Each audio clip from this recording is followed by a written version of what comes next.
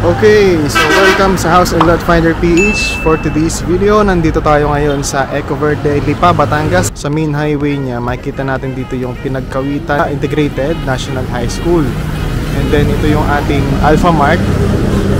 And ito na yung ating kanto kung papasok sa Eco Verde, Lipa. So, ano lang siya, 1 minute lang, nandun na tayo sa loob. So samahan nyo ako guys. So ito is update ng ating April 2024 ng ating Eco Verde, Lipa. Samahan nyo ako dito guys.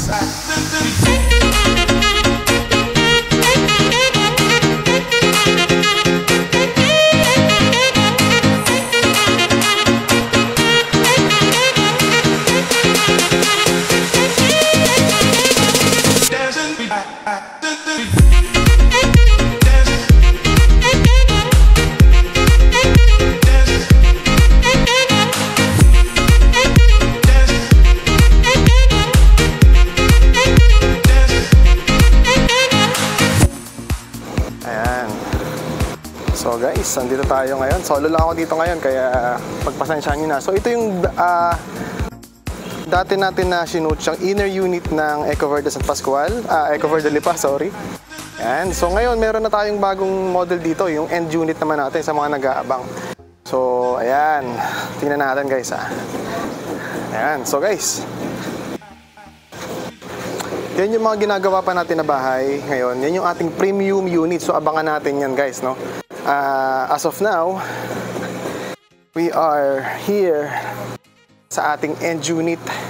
Lalagyan na lang natin yung specifications nito sa screen natin para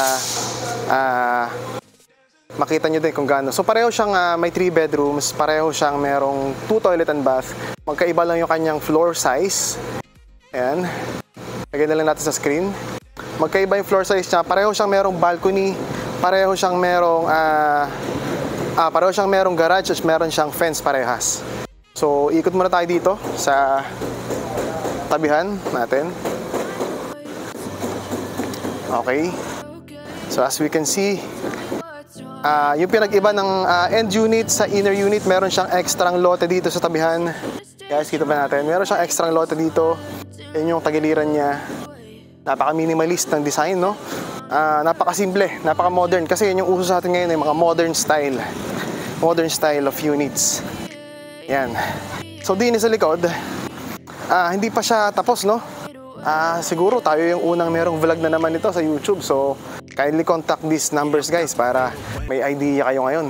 Okay, so by the way, my name is Justin Rieta nga pala, House and Lot Finder PH. Baka may interested kayo na kumuha ng bahay sa amin o magpa-cover ng bahay sa amin, please do contact these numbers. And para lang may idea kayo sa ano. So ito yung likod. Siyempre sa likod muna tayo. Na-feature na natin yung inner unit dati. Ito yung end unit. Ayan. So dikit sila dito. Yung ating inner unit, ito yung inner unit, di ba? Na-feature natin yung dati. Ayan, yun yung inner unit natin. Yun yung likod niya. Yun yung spaces at nakita nyo na yun sa mga nakaraan nating videos.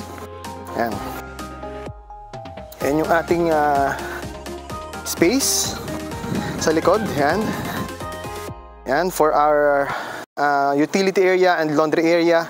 At meron ka pang space dito sa tagiliran. Okay. So as of now, ginagawa pa lang yung ating mga premium unit. So townhouse din siya. Yung tagiliran lang talaga niya. Yung likod lang niya ang magka-dikit. Kung makipansin natin dito, no? Ayan. So parang single siya. Tingnan nyo ha, premium unit yan. And then ito naman yung regular natin na townhouses. Magkadikit siya hanggang sa harapan. Okay. So pasukin natin yung ating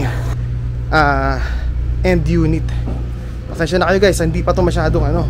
So gusto ko lang makita nyo yung kung gaano siya kalaki. Ang height ko is 5'9". So yan guys. Okay. Pinagkaiba kasi ng ano natin, lot cut mas malaki ang end unit at saka mas malaki din yung floor area niya. Yan. And mas malaki yung bahagya, mas malaki talaga yung down payment niya. Ayan, tingnan natin guys. Okay. So as we can see, naggagawa pa lang dito. Ayan. Hindi pa siya masyadong malinis. So yan. Andito tayo ngayon sa loob ng end unit ng Ecoverde Lipa. Dito sa Pinagkawitan Lipa. Yan. So gano'n siya kalaki, ma-imagine na natin. Mas malaki ito doon sa inner unit na feature natin last time. Pagpasok ko dito, ayan, right side yung ating bintana dito, yan. Malaki, sliding siya. And then yung ating stairs pataas, puntahan natin yan mamaya. So we have plenty of outlets dito sa isa, dalawa, tatlo. So may mga abang na tayo dito na outlets, yan makita natin dito guys. And then ito, outlets for our aircon, and then outlets sa ilalim. Pwede natin itong gawing storage, outlets dito, outlet, and ang ating kitchen may abang na rito. Hindi pa niya nilalagay kasi ginagawa pa lang to. So okay. So dito naman yung ating kaninang service area na pinakita natin sa likod, ito yon. And then ito yung ating toilet and bath. First toilet and bath dito sa baba. Yan. Okay. So at least kita natin, no? Ano sa kalaki. So punta naman tayo sa ating ito nga pala yung ating breaker, guys. Ito yung breaker natin. Yan, sa likod ng pinto, pagpasok natin ng pinto. Okay, so aakit tayo ngayon sa second floor. Ayan. Meron tayo ditong metal railings. Ayan. Concrete yung ating lakaran. Decent space sa ating sa pangapaan natin. Hindi siya makitid. Ayan. So, kaya natin yan. Ayan. So, pag akit natin dito yung ating family area, lagyan natin ng konting sofa dito o table, pwede yan. And ating second toilet and bath. May bintana, switch, ating mini corridor, kita naman natin, ayan, accessing all the rooms. So, pareho lang pala ng floor plan ng inner unit. So, metal railings for safety of our kids. And, puntahan muna natin yung ating first toilet and bath. Na hanggang na ngayon is, pasensya na ulit guys ha, ginagawa pa lang tong bahay na to. Ayan. Ayan. So, ginagawa pa lang siya, kaya madumi pa siya. So, it doesn't matter, right? Basta makita natin kung gaano kalaki yung bahay. Alam naman natin na visualize natin kung malinis na to kasi nakita naman natin doon sa inner unit at saka sa mga past videos natin sa Ecoverde Lipa, sa San Pascual at saka sa Sahaya. So, napakaganda nito pag natapos na. Alright. So, tara. Punta naman tayo sa ating first ayan, punta naman tayo dito. Kung makikita natin guys, pagtaas natin ng stairs, yung ating mini space doon, and then bathroom, first bedroom, second bedroom, and our third bedroom. So pasukan muna natin yung ating first bedroom. Yan. So our first bedroom, as we can see, may nagagawa pa rito guys, and yan. So ito yung view ng ating first bedroom. Kita natin ang likod ng bahay, nasa likod ng bahay tayo, yung space ng ating service area. And katabing-tabi tayo ng kalsada ngayon. Yan. So daming puno, lamig. Yan. So yan. So gano'n siya kalaki? 5'9" ako. So imagine nyo lang ulit guys, gano'n siya kalaki. Yan. So sa mga nag-o-office, work from home, pwede natin lagyan to ng table dito, or tapos dito yung bed, tapos dito yung ating drawer. Yan, ating closet. Pasukin naman natin ang ating master's bedroom muna tayo. Master's bedroom. Okay. Dito sa master's bedroom natin, bibigyan niyo tayo ng magandang space. As we can see, meron tayong isa, dalawang outlet, tapos switch. And ito is abang natin for aircon. Yan, abang natin to for aircon natin.